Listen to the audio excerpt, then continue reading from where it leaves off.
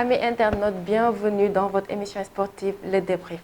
Les Lions de la Teranga ont l'habitude de jouer des finales après celle de février face à l'Égypte, après une finale décisive pour aller atteindre et se qualifier pour le Mondial 2022. C'est désormais une finale avant la lettre que le Sénégal fera face à l'équipe équatorienne. Alors, comme toujours, je serai accompagnée de Sega. Sega, bonjour. Bonjour, Fori. Bonjour, chers abonnés. Merci de nous accueillir pour ce nouveau numéro du débrief. Alors, dans le sommaire, on va se poser beaucoup de questions parce qu'on va faire face à une équipe équatorienne. Est-ce que le Sénégal pourra se qualifier? Est-ce que le Sénégal sera capable de marquer des buts? Dans quel esprit le Sénégal fera face à cette équipe? Ça, c'est pour la première partie. Pour la deuxième partie, nous allons faire un bilan global des équipes nationales qui ont déjà joué 2 journées. Sega. Oui, Fori, on va commencer pour parler du dernier match, c'est-à-dire le match du Qatar. En fait, voilà, l'essentiel a été fait, c'est-à-dire c'était de remporter les 3 points. Maintenant, il fallait faire mieux que le premier match contre la Hollande. Que la rencontre face à la Hollande, excusez-moi. Maintenant, il y a eu, comment dire, des points positifs, mais aussi, il y a toujours des lacunes, quoi. Il y a toujours des points négatifs. C'est vrai. Il faut, il y a aussi match Équateur-Sénégal, faire un bilan, faire une comparaison entre le premier match du Sénégal et le deuxième match du Sénégal. Parce qu'on a vu, dans le deuxième match du Sénégal, il y a des changements qui Aliou Cissé apporté. Je sais que dafa bëggoon pour dem dougali du but parce qu'on a vu la présence de Famara Diédhiou. Donc loolu yow ban jangat nga ci am ñaari diggante ñaari journée yoy Sénégal def. Ouais, avant la rencontre du vendredi, le décor était déjà campé dans la mesure où Kony de subir défaite premier match. Donc il avait contenu la Hollande presque pendant 84 minutes. Ils ont perdu le match sur les 5 dernières minutes. Donc à un moment donné, il y avait de la place pour faire un meilleur résultat contre la Hollande. Donc malheureusement, ils ont perdu. Donc il a jugé nécessaire et c'était vraiment impératif, voilà, obligatoire d'apporter des changements. Donc ce qui n'avait pas marché sur le premier match, c'était le jeu offensif. Donc, Boumounion a été contre le Qatar et obligation de résultat. Donc, il a changé de système. Donc, chapeau bas, il l'a fait. Donc, il est venu avec 2 attaquants, Songo Wadi. Donc, point positif par rapport au match Hollande, le Sénégal a réussi à marquer. Et puis, ils ont marqué 3 buts. Donc, Lolo, ça donne confiance aux attaquants et à l'équipe. Donc, contre Hollande, on n'avait même pas, voilà, on a eu des occasions, mais on n'avait pas marqué ça, c'est un point positif. Donc, Gisnani change de système, ça lui a valu, voilà, 3 points. Donc, il va peut-être, voilà, rester dans cette logique. Maintenant, point positif là, ou bien négatif aussi, je ne sais pas, parce qu'encaissé waat nañu. Encaissé nañu benn but. Encaissé waat nañu benn but, mais soo xoolee, on a moins encaissé par rapport à Hollande bi. Donc voilà, donc mi wàññi bii encaissé mi ngi wàññeeku même bu fekkee encaissé waat nañu, mais par rapport ak premier match bi il y a une évolution quoi par rapport au premier match. Mais man ci classement bi laa bëgg ñëw parce que tout le monde dit que Famara Diédhiou ak Boulaye Dia ils se marchaient dessus, c'est-à-dire que c'était bëggoon na dugal coûte que coûte Aliou Cissé bëggoon na dugal coûte que coûte, mais on avait l'impression que ñoom ñaar xamuñu woon fan la ñu waroon positionné wu. Tout le monde se posait la question à savoir lan moo tax ñaar ñooñu noonu mu dugal leen. En fait, bon les match bi, c'est-à-dire on a mieux joué contre la Hollande que contre le Qatar. On a mieux joué. Continue match contre Hollande bi, rendu boobu man moo gënoon jox satisfaction bien que perte nañu, mais sur le plan football, sur le plan jeu, l'équipe a été mieux par rapport au jeu bu ñu livré par rapport au Qatar. Maintenant, il ne faut pas nous faire que il y avait un peu de pression derrière aussi quoi. Donc joueur yi buñ ko wone amoon na tuuti pression. Donc Famara ak Boulaye est-ce que amoon nañu habitude de jouer 2 attaquants Aliou lu mu footballé 2 attaquants bëriwul. je pense pas que ni sax mus na ko football d'habitude benn attaquant lay footballé mais ba tey moo ma gënal man boog sama avis ba tey ak quel que soit Alpha jouer 2 attaquants maintenant su fekkee ñaari attaquants yi se marché dessus loolu lu ñuy régler la rek automatisme rek lu ñuy régler question de positionnement parce que keroog li ma doon wax ci émission bi bay passé Boulaye tout le temps xam nañ ni muy footballé il fait un pressing voilà bu baax mais après loolu mën na ko sonal pour mu mun a dem di def son travail de finisseur donc quand il a quelqu'un près de lui mi nga xamante ne jege na ko loolu da leen di soulager et raison bi gis nga ko résultat bi ñoom ñaar ñëpp ils ont marqué. waaw non si Famara moo marqué mais Boulaye. Boulaye moo marqué premier but bi Famara dugal deuxième. d'accord après troisième bi Bamba moom tamit gis nga mu dugalaat beneen attaquant yi ils ont répondu présent ci match bi. donc voilà quoi donc il faut attaquer quoi il faut mettre des attaquants mais benn attaquant boo ko bëggee footballer moom ak compétition yu mel nii. donc gâteau la pour défense adverse yi. mais xam naa ne système boobu dina ko gën a kii parce que gis nañu Famara balle aérienne yi aussi il était toujours présent que loolu c'était bien aussi pour booster équipe bi parce que deuxième but bi balle arrêté la woon corner. bi mu dugal ko par derrière la tête donc c'était bien. waaw parce que en fait il y a de la taille. soo jëlee Famara ak Boulaye combiné ko ak axe central bi c'est-à-dire kii nu mu tudd Koulibaly.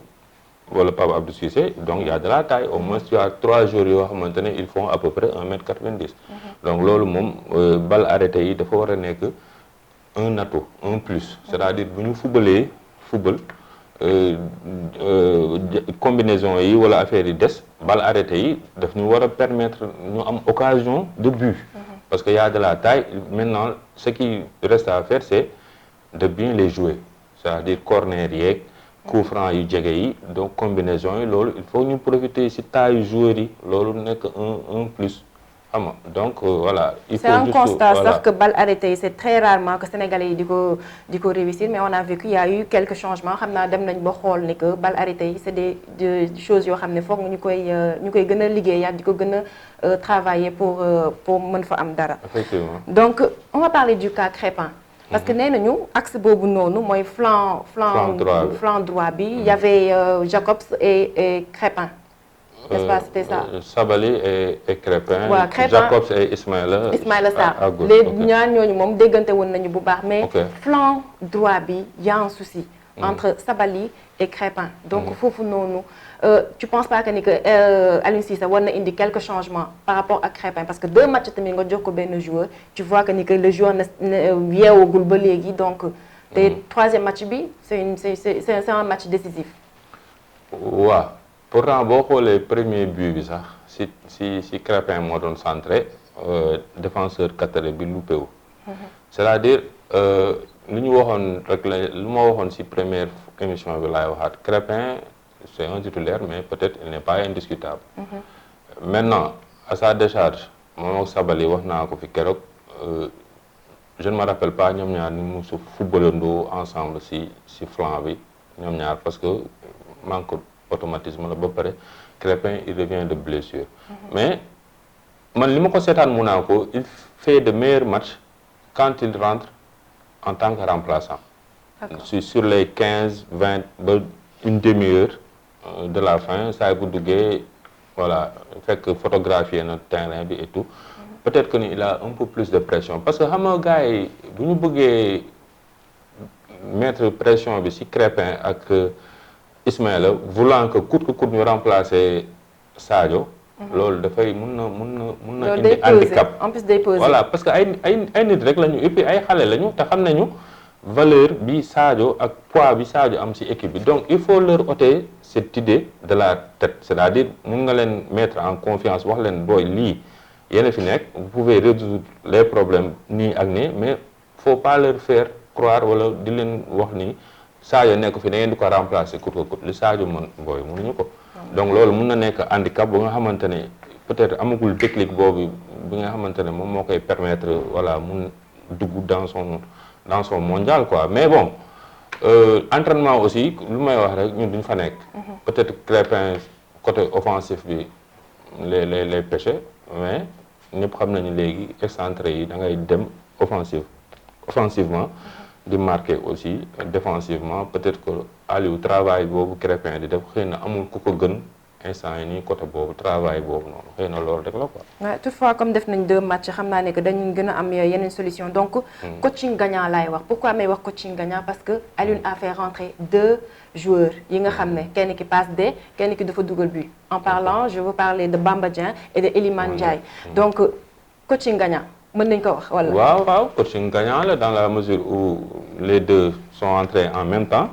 Elimane sur le flanc droit à la place d'Ismaïla je pense et Bamba aussi donc sur le 3e but Elimane autant pour moi moo joué façon jeu boobu il provoque il élimine. lu ma gën a neex ci but bi c'est ce que joueurs yi bëri foofu la ñuy pêcher c'est-à-dire le coup d'œil. Il a pris le temps de lever la tête. xam nga mënoo nekk sëgg ci bal bi. dem ba mbëkk mur bi def passe en retrait. dafa siggi loolu moo dugal bi en fait parce que il a pris le temps de lever la tête xool kan lay passe mu xool gis am na ñaar ñu projeté wu point de pénalty. il a sorti le ballon.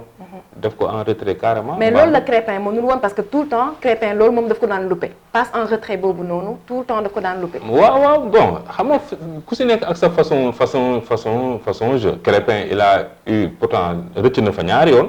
mais centre mi peut-être moo dul woon baax. mais dañ ko war a lu mu war a travailler parce que du question loo xamante ne mënu ko il est capable de faire beaucoup mieux que ça. loolu moom on n'en disconvient pas peut-être que ni instant il fait juste voilà lu ñu ko laaj donc il doit se surpasser pour def loolu léegi maintenant quant au choix de l'entraîneur lu tax mu teg Crépin à la place d'Ismaïla autant pour moi à la place d'Elimane donc loolu moom la concerné quoi mais voilà joueurs yi fa nekk yëpp su ñu dugalee nañu war a def différence parce que personne n'est indispensable parce que am na yeneen match yu ma seetaan yëpp remplaçants yi ñoo gagné match yi. C'est vrai. Ça bu ñu duggee dañuy def différence quoi voilà. fa mel ni lecture de jeu Aliou Cissé la peut-être que dafay naan personne bii nii il est bon pour démarrer le match keneen kii na toog ci banc bi def benn panorama pour mën a xool exactement le déroulement du jeu comme su ñëwee mu def différence. mën na nekk peut-être que bon Elimane ñëpp xam nañu ay capacité am quoi. peut-être que ça aurait été quelqu'un d'autre ba koy dugal dès le début du match. mais am na façon football boobu muy football di provoquer tout le temps loolu am na match yoo xamante ne vraiment il nous faut quelqu'un comme lui. parce que moom dafay perséter voilà day kii ci défense bi quoi day football benn façon football vertical am na loo xamante ne nag Sénégal daf ko manqué. muy genre joueur de rupture yooyu nga xamante ne. dañuy casser les lignes waaw bal bu ñu dëgg rek voilà attaque défense adverse bi dañuy am problème. mais bon. Le dernier mot revient à Aliou. À Aliou Cissé, comme tu l'as si bien dit. Bien sûr. Donc dañuy def benn transition daal di ñëw ci match bi nga xam ne. c'est un match décisif c'est un match boo xam ne mën nañu wax c'est une petite finale dans le groupe A. mooy le match Sénégal-Équateur. Sega. Oui. C'est un match. Est-ce que le Sénégal est en capacité de se qualifier pour les 8e de finale? C'est ma première question parce que instant bi fii ñëpp instant bi ça ñii ñu ngi ne dañ koy seetaan ñii ne duñ ko seetaan donc. non dañuy seetaan. dañuy seetaan parce que après tout ça reste du football donc match de guerrier lay nekk. ku la ëpp sang-froid ku la gën a doon tueur ëpp la sang-froid mooy gagner match. donc c'est-à-dire le décor est campé quoi comme lu may wax amul ay beneen façon résultat.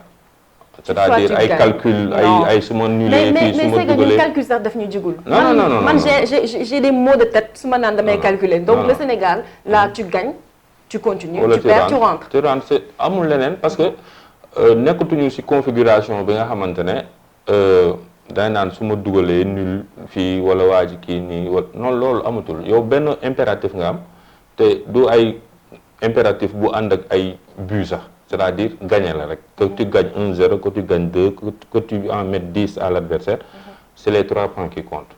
Maintenant l'Équateur moom ñoom ñoo nekk ci obligation boobu noonu c'est-à-dire am nañu 2 choix. soit dañuy gagner soit ñu gagner soit ñu match nul. dans les 2 cas ils passent. mais ñun amuñu choix boobu ñun benn choix la benn alternative la ñu am muy gagner. donc pour gagner nag il faut faire ce qu'il faut. c'est-à-dire un match plein de sang-froid. bañ a confondre vitesse ak précipitation. Voilà loolu. mais est-ce que wax nañ ci loolu wax nañ ni que Sénégal. il a la possibilité de gagner mais pas de perdre mais ban solution la Aliou Cissé mën a indi pour offensivement marquer des buts. Tu n'as pas droit à un match nul, tu n'as pas droit de perdre. Donc si tu veux gagner, tu dois marquer des buts.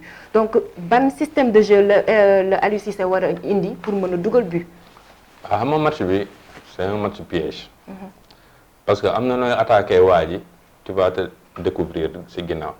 te genre équipe yi ñoom xam naa loolu la ñuy ñëw def parce que match nul la ñuy wut c'est-à-dire ils vont essayer d'en mettre au moins un.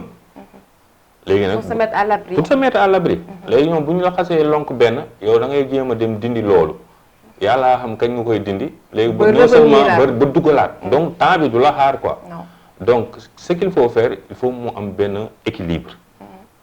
équilibre bu nga xamante ne offensif la ak équilibre boo xamante ne défensif la c'est-à-dire dafa lii match collectif la. tout le monde attaque tout le monde défend.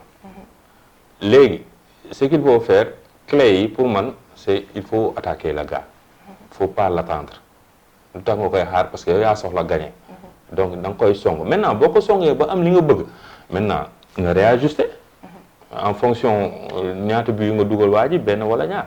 c'est-à-dire da nga koy lonku benn ba pare yow nag defal tout ba waa ji bu mu dugal maintenir le score bi soo mënul dugal bul encaisser parce que il suffit waa ji dugal la benn rek après match bi day compliqué et puis voilà booy dañuy précipiter seen football parce que foofu aussi état d'esprit bi dafa war a match neer la mooy li ma la wax match tueur la c'est-à-dire il faut nga dugal ñi nga xamante ne amuñu tiitukaay dañuy am sang-froid pression bi lu mu bëri dañuy gérer pression bi loolu moom ku la ko gën a mën moo lay gën a mën a gagner match bi parce que tey gis nañ fi joueurs yi nga xamante ne dañuy am pression ba ñoom kese camp yi ñu aj bal bi loolu du question ñàkk mën football loolu tiit mooy def loolu.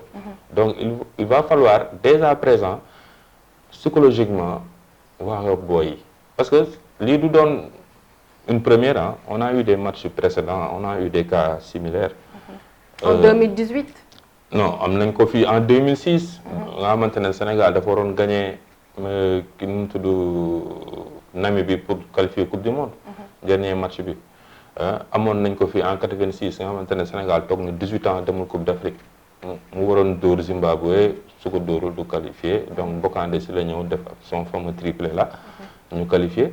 loolu ay précédents yu positif la mais am nañ fi aussi précédent négatif. c'est vrai mooy en 2018 contre la Colombie. où tu avais le choix soit tu fais match nul wala tu gagnes. mais en aucun cas défaite. on a vu comment ça s'est terminé. waa ji lonku ñu 1-0 match bi yàqu. donc am nañ ci jàngat quoi léegi am nañu expérience ñam nañ côté bi ñam nañ côté bi donc war nañu xam léegi à quoi s'en tenir. mais man pour en revenir à ta question. man moom damay attaqué waaj. pour mën dugal but dama koy attaqué comme le 4-4-2 là qu'il a joué. je joue avec 2 attaquants pour mettre mes chances toutes les chances de mon côté quoi. waaw. merci Sega si leeral yooyu noonu. donc man sama troisième question moom mooy. d'accord on a joué 2 matchs. le premier match on a bien joué. le deuxième match on a moins bien joué mais on s'en est sorti. voilà troisième match bi. Aliou Cissé lan la war a teg. parce que def nga 2 matchs tu sais joueur bi lan la capable joueur bi lan la capable. est-ce que tu penses que ni que troisième match bi. dafa war a démarrer loo Iliman Ndiaye wala Iliman dafa war a toog ci banc bi xool match bi naka la déroulé nga xam ne après su dugguwee dina mën a def benn différence wala yow système bu mu indi woon ci Qatar moom la war a ñëwaat indiwaat ko contre l'Équateur pour mën a gagner. bon xam nga tey sànq maa ngi wax am na ay points positifs mais am na aussi ay lacunes. genre gis nga bu mu dafa delloo si waat défense coupe d'Afrique bi ak centrale bi quoi je veux dire dafa delloo si waat parce qu'on a Koulibaly et Diallo.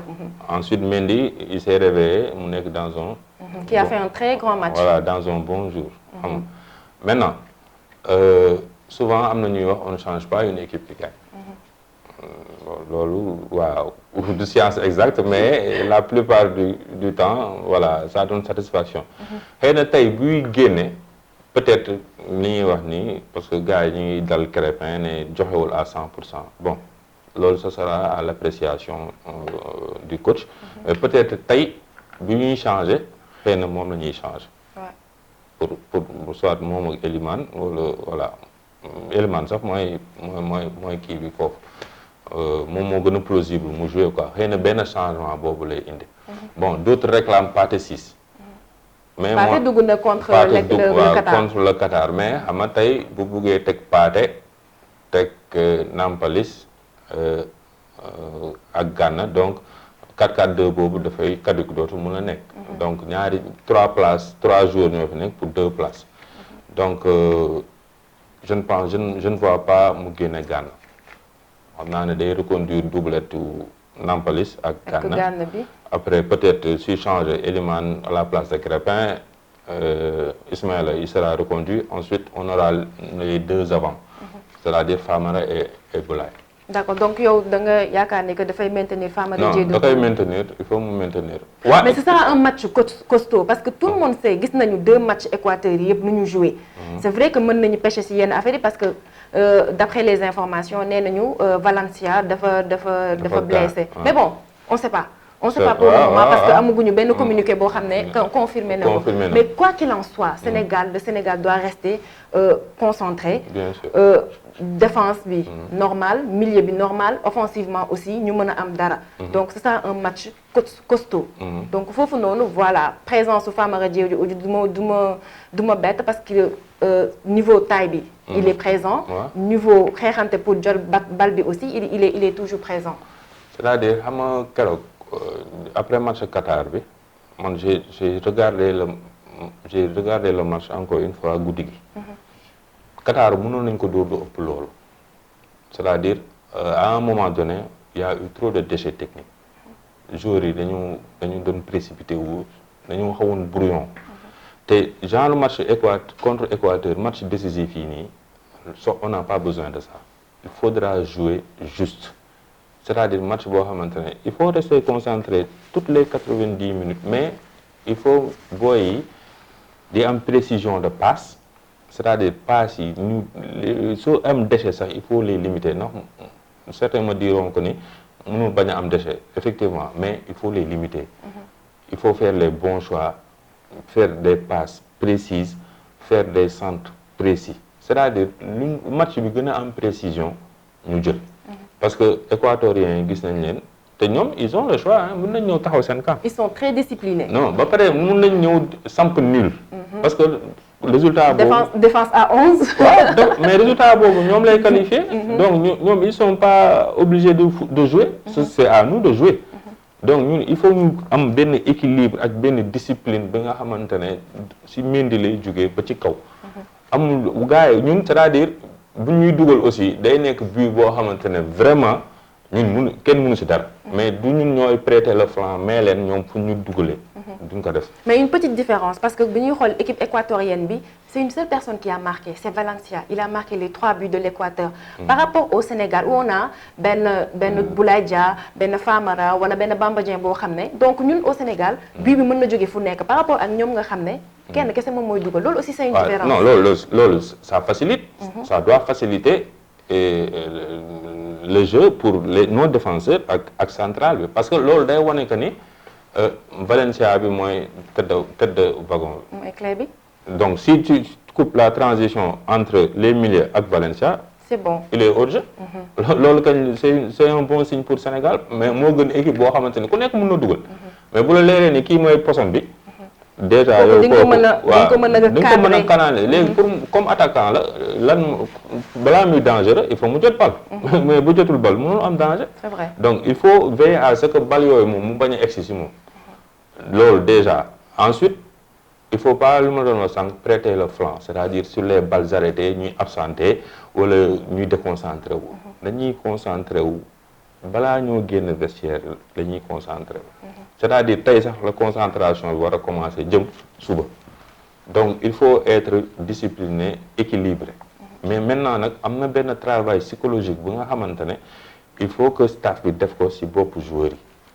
C'est un match de football c'est vrai mais il faut ñu wax ak boy yi pour ñu mën a nekk si tempo bi quoi.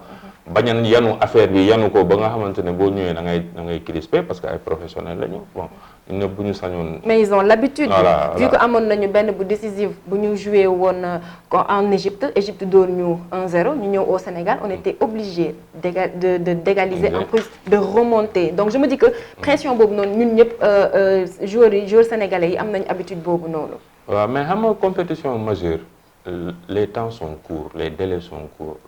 xoolal en une semaine tu dois jouer 3 matchs affaire yi sax day gaaw donc des fois doo am temps wu préparer yenn affaires yi même boo ko bëggee sax temps bi moo la ko dul permettre parce que booy dañuy entraîner chaque jour. C'est vrai. dañuy war a récupérer il y a des séances vidéo par-ci il y a des séances kiné par là affaire yooyu mais d'après ce que j'ai vu dans les réseaux sociaux l'ambiance est bonne. J'ai vu seen famille yi ñëw nañu foofu. waaw avant-hier. waaw waxtaan gis naa seen soxna yi seen doom yi seen frères yi. c'est bien ça va les apaiser un peu. voilà loolu dina tax ñoom voilà ñu calmer wu et puis voilà dina leen tax ñu requinquer wu pour voilà xam échéance yi di ñëw ñu demaat si à fond mais man je pas man boog tiituma. Tito man gëm naa man wóolu naa booy yi. léegi am na Sénégal des fois am na y a des équipes comme ça. Quand elles sont dos au mur.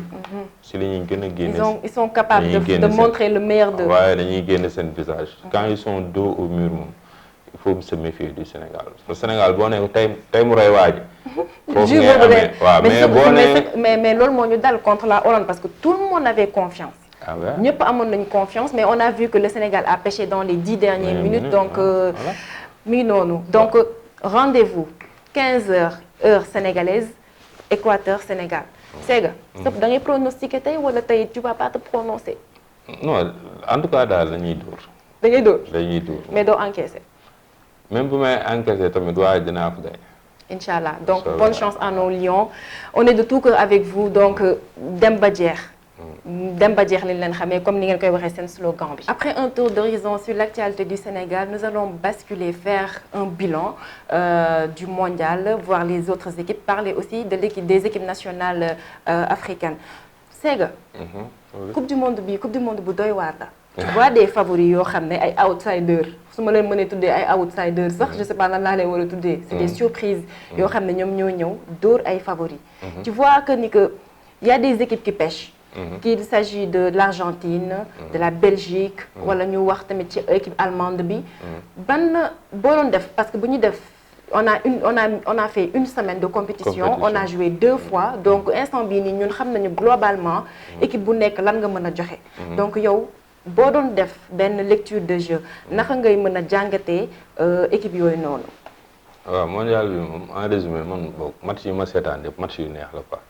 donc je dirais plutôt que le niveau est relevé par rapport ak mondial bi passé donc man gëj naa seetaan mondial bu disputé nii match yi c'est disputé donc favori yi ce n'est que sur le papier donc mun nañu wax sax ni après une semaine de compétition seule la France répond présent. Brésil day joué ci kanam ñoom tamit keroog ils ont fait une bonne entrée en matière. C'est vrai donc mondial bi état d'esprit bi baax na parce que boo xoolee booba tey benn carton rouge rek laa fi gisagum c'est le gardien pays de Galles bi keroog moom lañ fi rouge. contre l'Iran. À part ça gisaatuma fi carton de rouge donc ça se passe dans un bon esprit et puis côté ambiance aussi elle est bonne kii yaa ngi supporters yaa ngi ñëw match yi c'est disputé donc en résumé daal mondial bi voilà neex na quoi ak les gars yi doon appréhension yi ci doon am yëpp. ouais parce que dañoo tegoon ne que équipe favorite yi dañuy ñëw ramasser ñëpp benn yoon après nga gis nag tête yi génn comme ça là tu vois on va discuter ak yooyu. léegi nag surtout première journée bi moom y a eu ak deuxième journée bi yëpp donc y a eu des surprises on a vu l'Argentine s'incliner devant l'Arabie Saoudite, l'Allemagne contre le Japon par les Japonais. démb gis nañu Maroc defal bagage comme on dit. la Belgique waaw. donc des fois résultats yi gars yi di xaar sax voilà mooy loolu mais compétition moo demee noonu parce que tu peux pas t'assurer à 100% su mu ñëwee joueurs yi dinañ ma jox lii yaakaar rek ngay am maintenant nag bu ñu ñëwee ci terrain bi des fois gars yi li ñu fay fekk du doon lu ñuy yaakaar. donc nag tey football dafa bëri ay aléas day am ay faits de jeu yoo xamante ne voilà mu ngi noonu mais nag am na ay équipes yoo xamante ne confirmé nañu seen rang quoi. c'est-à-dire ay certains favoris confirmé nañu seen rang ba pare même surprise yu amoon première journée yaa ngi gis ni gars yi ñu ngi koy rectifier ci deuxième journée bi on a vu l'Argentine battre le Mexique démb Allemagne Espagne moo ko dominé mais gagné wu ko ils ont fait match nul donc yaa ngi gis. mais ils sont toujours derniers c'est que façon équipe yooyu noonu kenn daawul leen woon xalaat ne que ba à la deuxième journée que di ngeen nekk dernier avec un seul point parce que instant bi nii ça devient un peu compliqué pour l'équipe allemande. waaw parce que bon xam nga Allemagne dafa nekk équipe même Espagne dañoo nekk équipe bu yoo xamante ne elles sont en phase de reconstruction. c'est-à-dire il y a une génération bu dem léegi dafa am benn génération bi ñëw léegi phase de transition boobu elle n'est jamais simple. donc Espagne fan la ko xaw a tane mooy que ni Espagne dafa am ay mag am ñu nekk ci digg bi ak ay xale donc melting pot boobu noonu mélange boobu noonu moom la Luis Enrique di coacher mais Allemagne soo xoolee c'est ñu si bëri voilà ay joueurs yu bees lañu quoi ñoom ñoo ëpp donc voilà waa ji dafa nekk di rebâtir une équipe à sa décharge aussi donc il lui faut peut-être un peu de temps parce que il faut pas oublier que dans 2 ans ñoom ñooy organiser Euro 2024 donc loolu yëpp ay perspectives la quoi donc équipe souvent bu amee rupture générationnelle rek pour nga mën a ñëwaat kolewaat équipe bi mun retrouver niveau d'antan ça prend du temps. waaw ça prend du temps te équipe nationale moo gën a metti parce que peut-être année bi yëpp ay 2 fois wala 3 fois ngeen di gisee melul comme club vous êtes tout le temps ensemble di entraîner automatisme yi dafay day yomb day gaaw mais équipe nationale dafa xaw a métti rebâtir mais loolu la ñu remarqué sax démb ci équipe Espagne bi contre Allemagne da ngay gis ne que système de jeu Barcelone bi moom mooy dellu ci maanaam balle au pied di circuler balle bi ba nga xam ne di nga mën a trouver benn faille pour mën a dugal. non kii moom espagnol yi moom ils sont malades. Premier match bi ils ont fait plus de 1000 passes. 1000 passes la espagnol yi def contre Costa Rica loolu à la limite yow mii di football ak moom soo deful naam sax. da ngay simi say daal génn terrain parce que loolu c'est dafa épeurant quoi. ils ont passé 7 buts Costa Rica. donc c'est-à-dire Espagne lan mooy ADN am loolu la ba pare à chaque fois dañuy essayer de mettre le maximum de joueurs qui jouent dans un même club boo xoolee seen équipe bi. milieu de terrain bi waa Barça la. y a Gavi Busquets. et Pedro kii astafirullah Pedri. mais loolu daf leen di yombal quoi non Luis Enrique aussi c'est vrai que il est madrilène d'origine. il a joué au Real de Madrid mais ses heures de gloire il les a connues. avec l'FC Barcelone avec le Barcelone donc Barça bi moo gën a nekk ci moom que madrilène bi donc gars yi décrier nañ ko. si sélection bi pourquoi il n'a pas mené Thiago Alcantara Ramos affaire yooyu mais li ñu wax rek sélection moom boo koy def da ngay am ñuy jël am ñuy éliminer donc ce choix moom yow yaa koy assumer mais démb il pouvait gagner le match mais je pense qu'il a très tôt fait des changements dafa teel a rey allemand yi de allemand moom doo ko teel a rey donc je pense que ni changement boobu mu teel a def moom moo ko indil lacune mais il pouvait gagner facilement 1-0 ou bien 2-0 mais allemand yi ñoom même bu ñuy dee tamit saa allemand neexut a rey de donc ñu ngi xaar allemand yi aussi pour seen prochaine sortie si groupe boobu noonu donc on va parler de benn groupe aussi bu ñu intéressé parce que comme bu ñu waxee groupe A on a le Sénégal on a la Hollande mais groupe B aussi ça nous intéresse parce que su Sénégal qualifié wee suba 8e de finale on sera obligé de se projeter sur les huitièmes donc groupe B boobu noonu tout le monde a la possibilité de se qualifier qu'il s'agit de l'Iran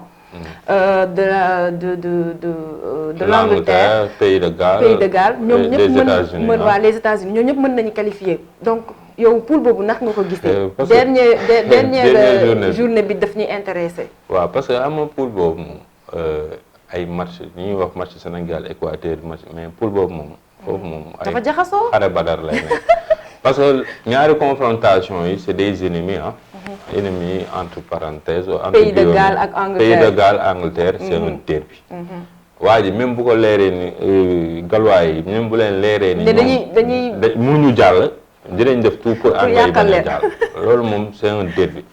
États-Unis Iran moom géopolitique on va pas faire un dessin tout le monde c'est waa match enjeu bi mu am Iran ñëpp mën nañ ko gagner sauf États-Unis non ce sera un match boo xam ne je pense que ni que monde bi yëpp daañu ko seetaan parce qu'on va essayer de voir est-ce que waaw mais États-Unis dina ko mën tamit ci terrain mais les Anglais ils m'ont encore déçu quoi man Angleterre ak Belgique man je ne comprends pas là où le bas blesse parce que Angleterre mënoo am joueur yi ngay am championnat plus médiatisé championnat anglais ñoom ñëpp foofu la ñuy jouer presque ba pare soit boo ñëwee compétition internationale tu te heurtes à un mur mais man je pense que seen problème coaching la quoi seen coach bi man moo ma dese doy quoi parce que Wayne Rooney mi ngi doon décrier sax coaching non Southgate moom dafa des moom même en tant que joueur sax il n'était pas fameux dafa tane woon rek waaw mais tey lacune mi gën na feeñ en tant que coach parce que am na effectif boo xamante ne il peut faire la différence parce que keroog États-Unis xaw na leen gagné de c'est-à-dire benn instant bu ñu song xam ni ñii bi ñu def loo américains yi gagné leen ñu ñëw samp ñu daal di taxaw donc suba moom peut-être mën nañu nax pays de Galles mais du doon match bu yomb mais loolu ñaari match yëpp dans les deux cas bu Sénégal jàllee incha allah ñu daf ñuy arrangé parce que équipe bi jàll dina bàyyi équipe bi ñuy taseel dina bàyyi beaucoup d'énergie ci seen match yooyu. Ouais, c'est vrai. Donc c'est un groupe boo xam ne j'invite tous les Sénégalais à regarder ce groupe parce que match bu doy ñaari match yu metti lay doon. En plus ce sera en même temps lañ koy jouer. Donc personne ne pourra calculer. Donc rendez-vous avec le groupe B. Donc sans plus tarder, tout à l'heure on parlait de l'équipe belge. bi nga xam ne joué na démb ak une équipe marocaine boo xam ne défensivement taxaw offensivement macha allah démb le Maroc a battu la Belgique 2-0. Équipe africaine yi ku soufflé nañu ci deuxième journée bi mën naa wax parce que première journée bi on avait une défaite du Sénégal match nul Maroc Tunisie yëpp dañoo match nul woon défaite du Cameroun et du Ghana mais deuxième journée bi on a vu que les équipes africaines se sont réveillées wane lan mooy dëgg lan lépp lu ñu am ci seen ventre bi ñu génnee ko hier on a vu une équipe marocaine extraordinaire qui a battu la Belgique. Waaw bon en fait Maroc c'est le meilleur effectif sur le continent vous savez dernière finale bi Coupe d'Afrique bi passé Sénégal Maroc la waroon nekk mais Marocains yi ils ont été éliminés par benn Égypte qui a refusé le jeu comme à leur habitude mais Sénégal mën naa wax mooy meilleure équipe africaine mais meilleur effectif africain c'est les Marocains Maroc la c'est-à-dire équipe africaine yi elles doivent s'en vouloir un peu parce que lu ñu wane nii même premier match yi ñuy perte muy Sénégal di Cameroun di Ghana waruñu woon perte match yooyu Cameroun dafa ñëw respecter Suisse mais même bu ko Suisse gagné sax gagnewul sax waroon nañu mën a am nul que ce Ghana aussi. même chose contre le Portugal. Sénégal aussi contre Hollande donc ñoom je sais pas lan moo leen di dal xam nga c'est un problème psychologique xam nga complexe d'infériorité la te warul complexe d'infériorité moom waratul am. mais loolu warul am parce que c'est les mêmes joueurs qui jouent à l'extérieur contre ñoom donc loolu warul woon am. donc ils ont pêché pour leur première journée et.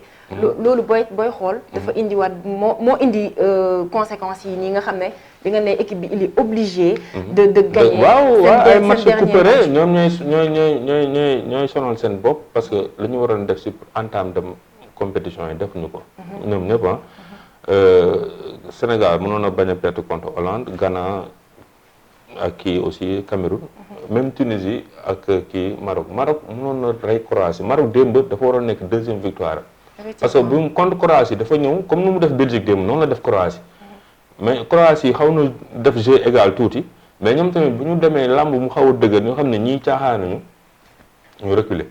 pour chercher le match nul xaar Canada démb ñëw ñu rey ko.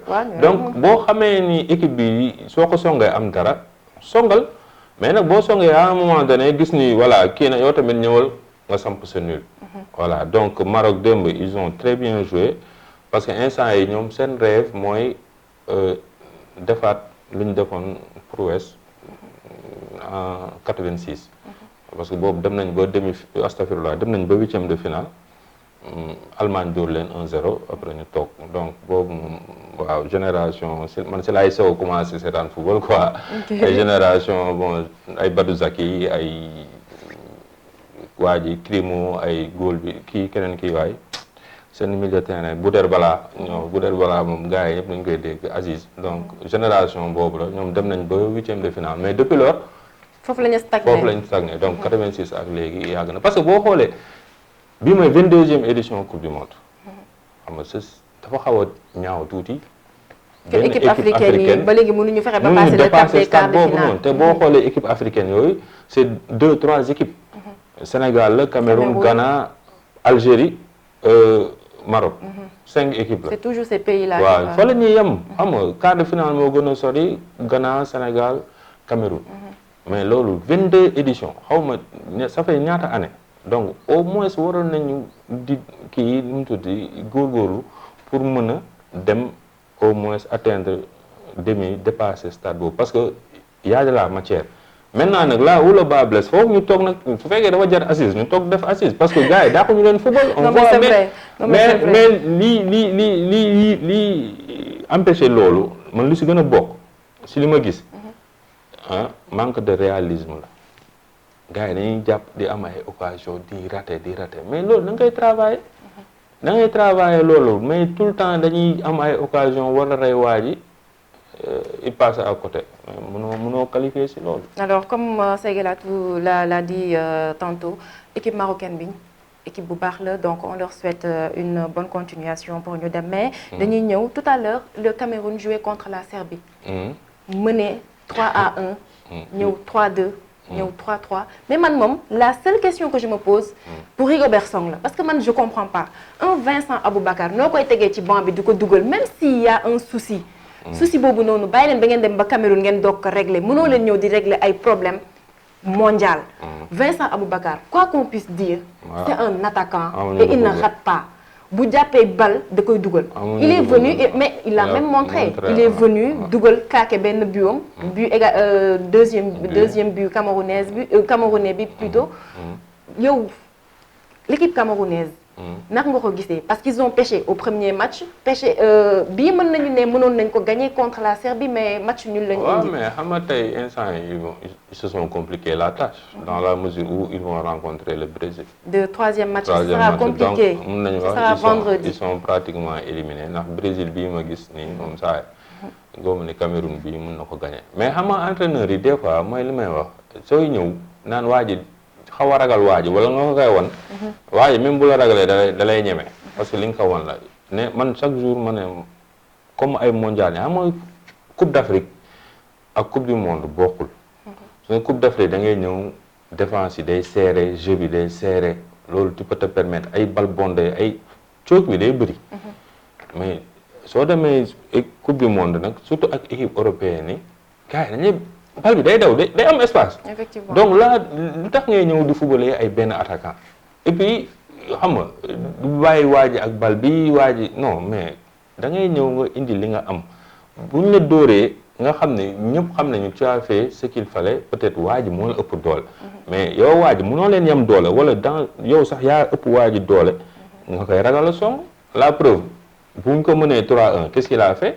dafa teel a def changement dugal Bassogog dugal Vincent Aboubakar mais ñu remonté ñu réduire score bi égaliser xaw a dugal 4e but mais c'était un peu tard. C'était un peu tard moom. troisième match bi Brésil ngay am voilà. ce sera compliqué c'est un match très compliqué parce que je pense pas que équipe brésilienne bi dina bàyyi Cameroun vu Cameroun lu mu indi nii peut-être bu indiwee changement jël titulariser Vincent Aboubakar bàyyi fa Choupo-Moting aussi je pense que le duo est complémentaire. mais premier match bi dafa génnee Choupo dugal Vincent Aboubakar man daal je comprenais pas lan moo nekkoon ci xelu. ci xelu Rigobert léegi benn configuration moo nga am. c'est-à-dire moom day ñaan Brésil dóor Suisse. Brésil bu dóoree Suisse moom xëy na Brésil dina dugal équipe B bi bu dugalee équipe B bi. pour troisième match bi moom mu ñëw def tout pour gagner Brésil. maintenant nag après ba tey lu tax mu même bu gagner Brésil tax mu qualifié ça dépendra aussi si résultat wu Suisse contre Serbie. mais xam nga loolu yëpp ay calcul par si fii si fee loolu yëpp. mais yow tu penses que ni que Cameroun mën na dem match nul ak Brésil après il aura 2 points est-ce que loolu. non moom kay su boobaa il faut mu dóor su tey Brésil bu gagné moom quel que soit alpha Brésil bu gagnéwul yëpp moom su tasee si Brésil il faut mu dóor Brésil.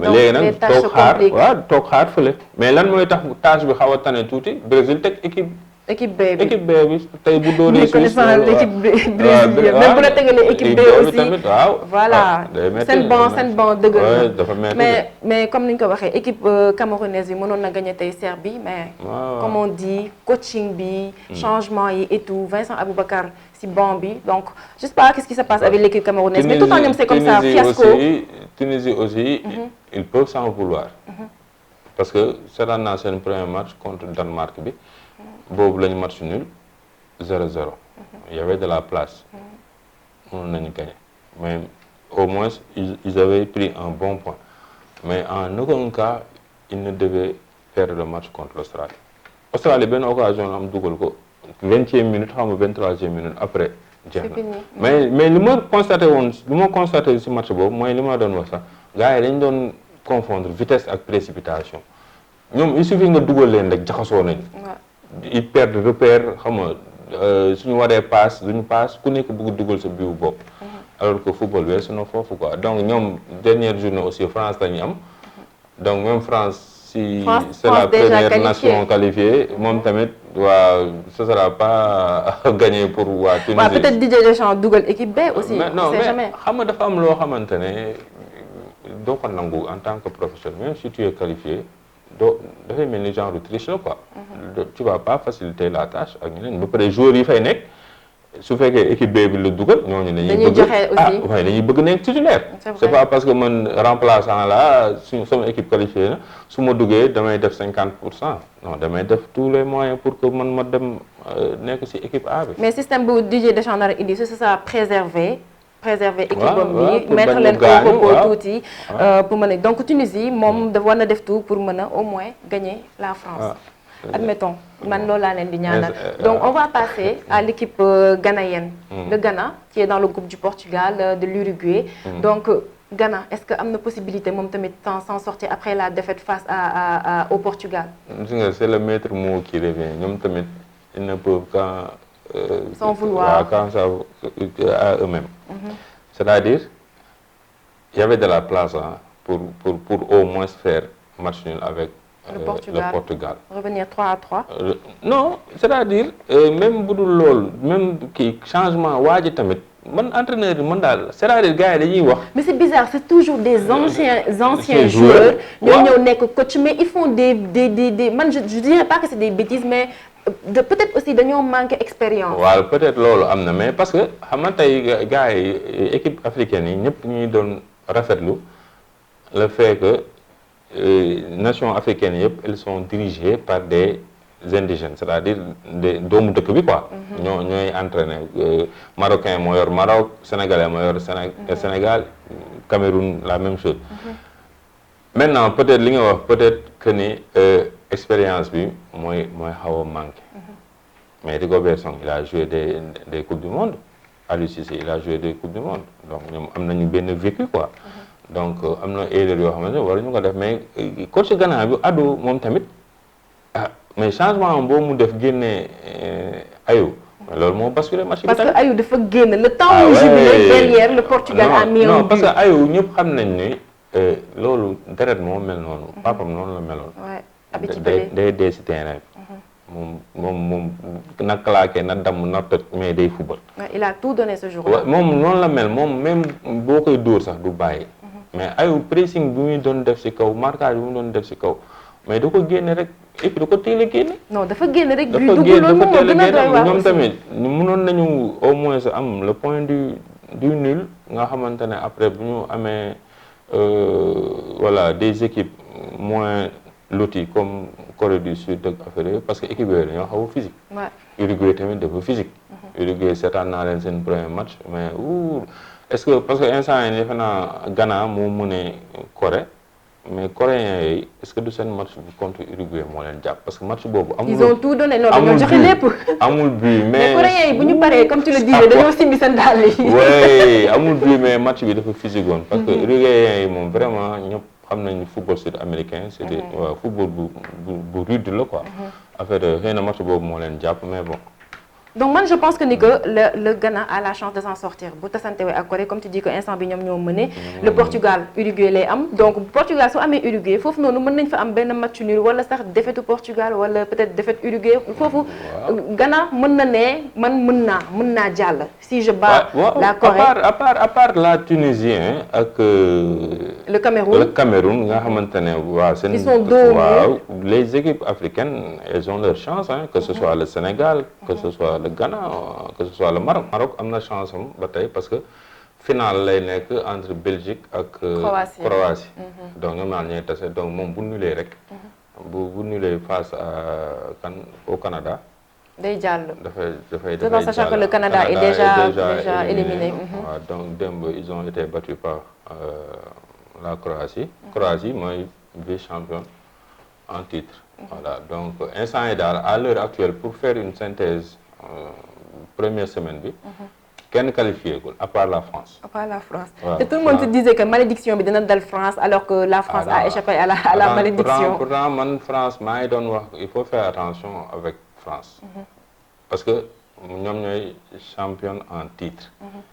malgré leur forfait waa ji dafa teel a focus si ñii nekkuñu fi donc je vais faire avec ñi fi nekk.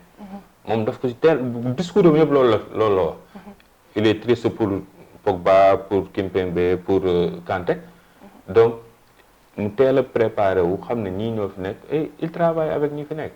te ñooñu ñu ngi koy jox satisfaction instant et la preuve mooy première nation qualifiée parce que maa ngi gis si dressage yu tableau yi sax am na nu muy demee Sénégal mën na tas ak France. waaw mën na tas ak France en quart de finale waaw c'est ça. mais seen attaque boobu dafa diis. mais tout le monde dit que ni que groupe bu France bi aussi c'était pas trop difficile comme ni ñu koy waxee bien que nag ñoom miin nañ Danemark parce que bu ñuy xool si super ligue bi gis nañ ne que Danemark dóor na leen 2 fois donc moi je me disais que peut-être Danemark su ñëwee aussi dina defaat làbbaliwaat nu mu daan def mais on a vu que la France a changé indi beneen système indi benn peut-être dañoo seetaan match yi ñu gis seen faay yi après ne ñii mën nañ fa jaar danois yi non c'est-à-dire xam nga tey mooy li may wax chaque jour une équipe da ngay xam say atu équipe bi ngay taseel aussi da ngay xam ay atoom xam ay faiblesse am moom yow sa ay faiblesse yow xam nga ko yaa koy travailler mais moom mooy war a chercher say faiblesse yow say atu xam nga ko si loolu ngay football France atom lépp attaque am la quand tu as Dembélé fii am Mbappé fait Giroud devant am Griezmann mais loolu attaque animation bu neex la loolu attaque de feu la ouais, c'est ça. ñooñu buñ la songee buñ la pompé par force même bu nekkee benn but da nga koy encaissé Mbappé gars yi dañuy wax ni booy day daw rek affaire mais attention booy dafa saay de mais attention 3 buts football déjà waaw 3 buts instant bi moom mooy meilleur buteur compétition bi pour cette deuxième journée seen attaque boobu dafa doy waar ba pare seen flanc gauche boobu Théo Hernandez dafa saay moom tamit moom saay bu yéegee rek danger la moom ay centre pied gauche bu neex la yor saay bu yéegee rek soit pas keroog moom moo remplacé frère am moo gaañu premier match mais dafa tugg moom moo centre premier but égalisateur bi match France bi bërki dem tamit biu Mbappé bi moom moo centré donc am nañu ay faire valoir ñi ngi xeeb équipe bi parce qu'on se dit que milieu bi a changé mais la France am na lu mu denc parce que képp koo xam ne jël nga tu es 2 fois championne du monde donc am nga expérience boo xam ne yaa ngi ko téye donc on va revenir à l'équipe ghanéenne instant bii nii mi ngi joué ak Corée match bi fan la toll. waaw instant yi on est à la mi-temps le Ghana mène 2-0 donc le Ghana a c'est de bon augure parce que dernier match bi moom kan lay am moom Uruguay lay am donc Uruguay on va attendre son résultat donc impérativement Ghana dafa war a gagner fii non instant yow c'est-à-dire boo duggee compétition yi sa entame de compétition si tu perds ton match d'ouverture rek impératif yi ci nekk ci ginnaaw mooy gagner les 2 autres matchs sans calculer sans kii da ngay gagner ñaari match yi ñëw quoi donc instant yi ils sont sur la bonne voie bon dañu gérer deuxième mi-temps bi. Comme ça au moins ça, ils auront voilà. les 3 points. Ouais, Pour rappeler après, que dans ce même groupe le Portugal fera face à l'Uruguay boobu tamit match buy metti lay doon parce que lusitaniens yi contre waa Amérique du Sud yi match boobu noonu du yomb. Non, Portugal, ce que j'ai vu, c'est une équipe dafa am déséquilibre. Danilo il est blessé, il sera remplacé par Pepe. Voilà, donc loolu rek am na benn. C'est une équipe bi dafa déséquilibré. Bon, tout le monde parle de Portugal, mais ils sont trop offensifs. Seen jeu bi dafa seen joueur offensif yi ñoo ëpp ci seen joueur milieu défensif yi demi-défensif yi ak défenseurs yi. Donc c'est vrai que bu ñu la songee da ngay am problème mais bu ñu tasanteeg équipe boo xamante ne mën na contenir. def contre-attaque. mën na contenir seen attaque bi. di def ay projection ci ginnaaw dara amu fa. ci ginnaaw seen joueur bi même seen latéraux yi ils sont offensifs. Portugal c'est une équipe très offensive donc soo ko bàyyee mu football rek. loolu moo manqué Sénégal. waaw mais soo offensif de trop aussi tamit tu t'exposes hein. parce que ay Uruguay yi nii saa dañuy daw ay guerrier lañu. pour rappeler y a Valverde foofu noonu. mooy milieu. non c'est-à-dire moom tamit Uruguay dafa am équipe bu def comme bu Espagne dañoo mélanger. ñu yàgg ñi nga xamante ne am nañu ay 4 bi mooy seen 4e coupe du monde à l'image de Diego Godin Suarez Cavani ak le gardien remplaçant Muslera bi mooy seen 4e coupe du monde daal di indi ay joueurs ay xale yoo xamante ne comme Darwin Núñez bu nekk Liverpool ak Valverde indaale ay joueurs yoo xamante ne comme ay Vecino bu nekk Lazio te mu nekkoon Inter ñooñu seen digg doole lañ nekk quoi. Donc melting pot boobu noonu si jamais mayonnaise bi jàpp rek pour nga gagner genre équipe yooyu. Mais ils sont impérativement obligés de gagner le Portugal puisque match nul la ñu amoon contre Corée ñoom. Non, c'est-à-dire quand tu fais une entrée en matière nga am 1 point. Ce deuxième match. Ce n'est pas tenu de gagner ah mooy l'idéal mais bu fekkee dafa nar a compliqué mën nga.